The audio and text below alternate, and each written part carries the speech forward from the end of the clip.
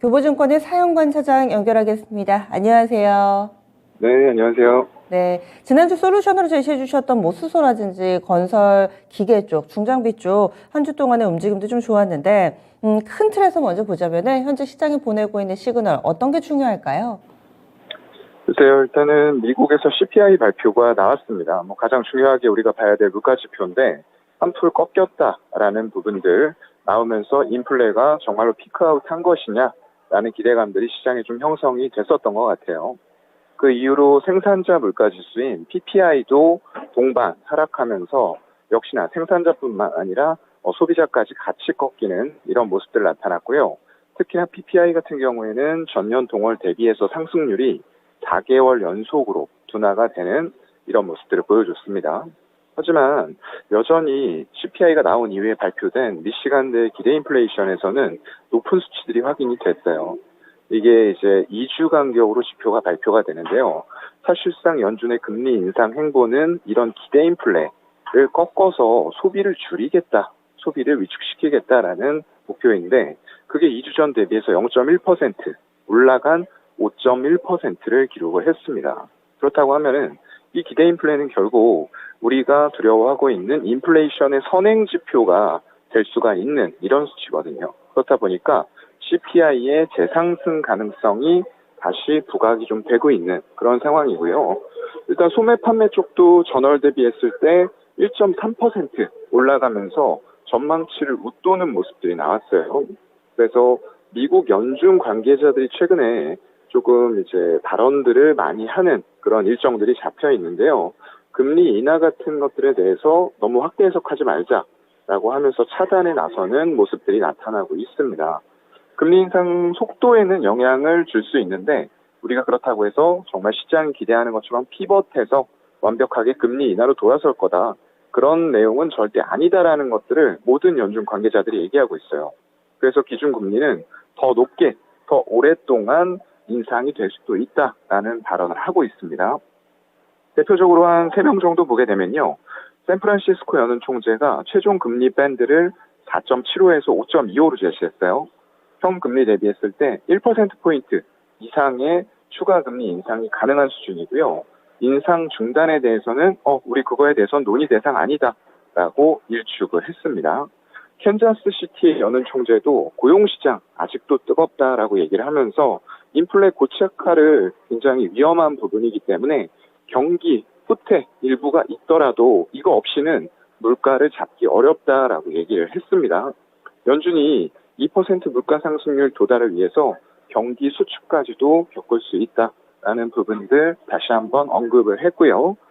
일단 내년에 너무 빨리 금리 인상을 멈추지 않도록 주의해야 된다는 얘기를 했어요. 이런 부분들이 결국에는 지금 물가 상승률이 예전에 1970년에서 80년대에 굉장히 고물가 시기가 있었습니다. 이때 지금 물가가 안정이 되자 곧바로 금리 인상을 사실 멈추는 행보를 보였어요. 그렇다 보니까 인플레가 바로 다시 되살아나는 이런 부분들이 있었고요. 그걸 다시 한번 반복하지 않기 위해서 꾸준하게 금리를 인상하지는 않는다고 하더라도 일단 인상 금리를 급격하게 내리지는 않겠다라는 얘기를 하고 있는 거죠. 지금 목표가 나가고 있을 텐데요. 일단은 미시간 아까 소비자 심리지수 아까 말씀드렸던 대로 굉장히 빠르게 위축은 되고 있어요. 그렇다고 하면은 일단 연준이 막으려고 하는 이런 소비 쪽이 막히면서 인플레는 피크아웃을 할 가능성도 제기는 되고 있지만 피벗까지 너무 우리는 확대 해석하면서 연준에 맞서지는 않아야 될 것 같다라고 말씀을 드리고 싶고요. 일단 최근에 가상화폐 거래소 이쪽에서 뱅크런 사태가 좀 있었어요. 그렇다 보니까 이런 쪽들이 결국에는 단순히 가상화폐의 문제가 아니라 금융위기 이런 쪽들로 전이가 될 수 있는 위험성들이 있다라고 생각이 되고요. 그거보다 이제 더 큰 건 부동산 쪽이에요. 전부 다 요즘에 부동산 쪽도 금융과 관련돼서 PF 이런 쪽이 연결이 돼서 들어가다 보니까 이런 쪽들이 혹은 금융 쪽의 위기로 전이가 될 수 있지 않겠느냐 이런 분석도 시장에서 나오고 있습니다. 일단 외국의 지금 외환 보유고 보게 되면요. 4,200억 달러 수준이에요. 그래서 무역 적자가 최근에 조금 누적이 되고 있는 모습은 있지만 97년 IMF 당시하고 비교를 하는 사례들이 있어요. 근데 그때는 일단은 280억 달러를 우리가 보유하고 있었고요. 무역 적자가 200억 달러였기 때문에 상당히 좀 부담이 되는 수준이었으나 지금은 그때와는 좀 상황이 다르다라고 말씀드릴 수 있을 것 같습니다. 네. 그래서 이렇게 시그널 쭉 읽어봤는데 아무래도 연준 위원들의 발언들 상당히 좀 주목하고 계시네요. 섣부른 정책 변경, 그러니까 피봇에 대한 기대감은 살포시 접어두자. 일단은 너무 긍정적으로만 볼 때는 아니다.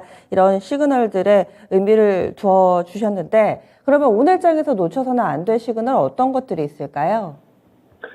네, 일단 전일에 보게 되면요. 외국인들이 전기전자, 그리고 운송 장비, 금융업 이런 것들 위주로 코스피에서 한 4천억이 조금 안 되는 매도 물량이 나왔습니다. 일단 지수가 60월 선 돌파를 시도하다가 하회를 했고요.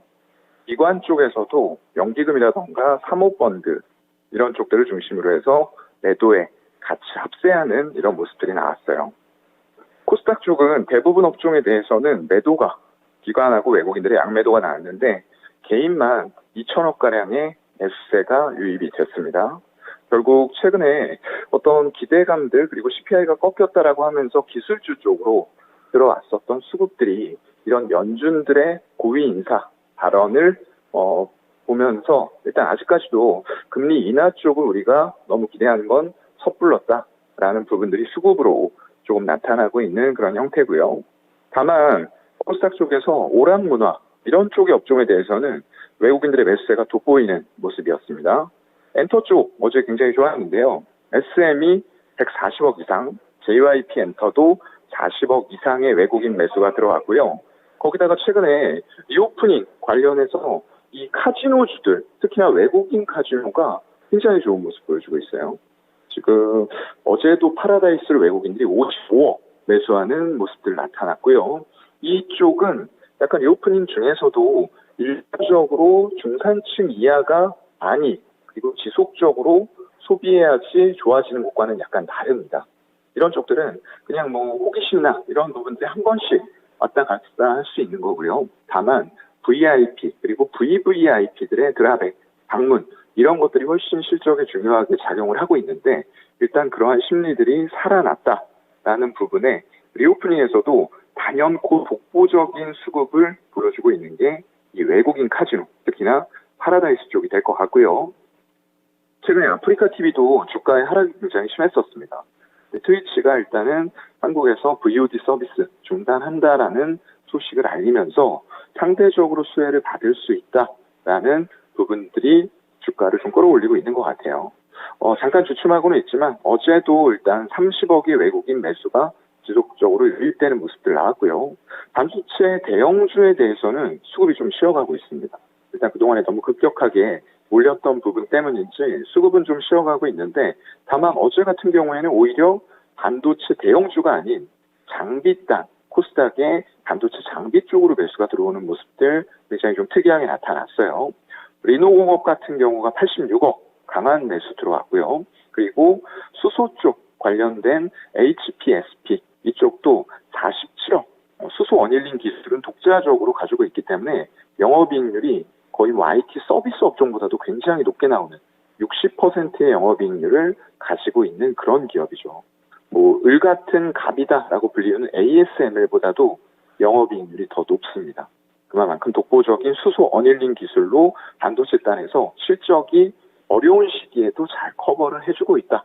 주문 생산에 의해서만 제품이 나가고 있다. 그리고 납기가 길어진다라는 부분은 이 기업의 독보적인 경쟁력을 보여주고 있다라고 생각이 됩니다. 그 밑으로는 주성 엔지니어링 같은 종목도 16억의 매수가 들어오면서 전반적으로 어제는 시장이 좋지 않은 가운데 일단 엔터 그리고 반도체 장비 일부 리오프닝 관련된 카지노 쪽 이런 쪽에 매수세가 들어왔고요. 또한 우리가 좀 관심을 가져야 될 분야는 어닝스 프라이즈를 기록을 했어요. 의료기기 쪽인데요. 이쪽이 전통적으로 비수기인 3분기임에도 불구하고 굉장히 클래시스가 놀라운 영업이익률을 또 보여줬습니다. 50%가 넘는 영업이익률을 보여주면서 독보적인 영업이익을 보여줬고요. 그리고 그 밑으로는 제이시스 메디칼, 루트로닉 조금은 실적이 살짝 아쉬웠지만 그래도 매출이나 이런 부분에서는 분기 최대 매출을 경신하고 있는 분위기고요. 그만큼 K-뷰티에 대해서 사람들의 관심도는 점점 높아지고 있다라는 부분들 같이 보셔야 될 것 같고요. 아직 규모가 좀 작긴 하지만 비올이라던가 이루다 이런 업체도 같이 좀 보시는 게 좋을 것 같습니다. 그리고 반도체 대형주는 하이닉스는 121선을 돌파하지 못하는 시그널이 계속 나오고 있어요. 어제 같은 경우에 굉장히 큰 폭으로 빠질 때 누군가는 외국인들의 주문 실수다라고 얘기가 나오기도 했어요. 그런데 10시, 10시 반, 11시 20분, 1시 20분 계속 나오는 가수급을 봤을 때 주문 실수는 아니었던 것으로 저는 좀 생각을 하고요. 일단 많이 올랐던 부분에 대해서 차익 실현, 선제적으로 반도체 업황이 좋지 않은데 매수를 했다가 반짝 11월, 12월 연말이다 보니까 수익률 게임을 끝내는 과정에서 다른 쪽으로 순환매를 돌린다거나 이런 모습들이 나타났습니다. 다만 삼성전자는 일단 121선 돌파를 하면서 그래도 하이닉스보다는 좋은 모습을 보여주고는 있어요. 다만 수급이 외국인 쪽에서 4일째 빠지는 모습들이 나타나고 있기 때문에 이 부분에서 우리가 조금 주의할 필요는 있다라고 보이고요. 어제 빈살만 왕세자 방한하면서 수소라던가 철도 쪽에서도 또 테마가 형성이 되고 있죠. 굉장히 큰 MOU긴 하지만 일단은 100조에 달하는 규모의 선물을 풀고 갔습니다. 이런 것들이 현실화가 됐을 때 어떤 기업들이 정말로 찐수혜를 받을 수 있을지 이런 부분은 우리가 좀 추가적으로 분석이 필요할 것 같습니다. 네, 그럼 말씀해 주신 엔터나 반도체 장비 그리고 미용 관련된 종목군들은 지금이라도 접근이 가능하다라는 시각이신 거세요? 네, 일단 지금 상황에서도 엔터주 같은 경우에도 지금 YG 엔터 같은 경우에는 실적이 좀 실망감이 있었어요. 사실상 블랙핑크의 컴백 그리고 리오프닝으로 인한 콘서트 이런 것들의 비용이 많이 유입이 될 거다라고 예상을 했었는데 그거에 못 미치는 결과가 나왔거든요. 그만큼 어느 한 그룹에 치우치지 않고요. 이게 여러 그룹들, 지금은 4세대의 걸그룹까지 나왔습니다. 그런 그룹들이 전부 다 하나하나의 인지도를 가지면서 엔터주의 실적에 굉장히 크게 기여를 하고 있고 지금 리오프닝 단계 그리고 엔더믹 단계로 들어오면서 예전 온라인 콘서트뿐만 아니라 오프라인까지 같이 병행이 되면서 수익성의 믹스 개선도 같이 이루어지고 있기 때문에 그리고 반도체 장비 같은 경우에는 제가 말씀드린 종목들은 지금 반도체와 이런 쪽의 시황 업황이 사실 좋지는 않아요. 그래서 이 삼성전자, SK하이닉스 도대체 왜 외국인들이 이렇게 담는 거냐라고 의아해하신 분들도 있을 겁니다. 근데 말씀드렸던 외국인들의 매수가 강하게 유입된 종목은 시황과 업황이 좋지 않음에도 상대적으로 다른 기업들 대비해서 실적을 잘 선방하고 있다. 그 얘기는 독보적인 위치를 가져가고 있는 그런 부품, 소재, 장비 기업들은 어려운 시황에서도 견딜 수 있는 힘이 있다라는 의미로 해석을 하시면 될 것 같습니다.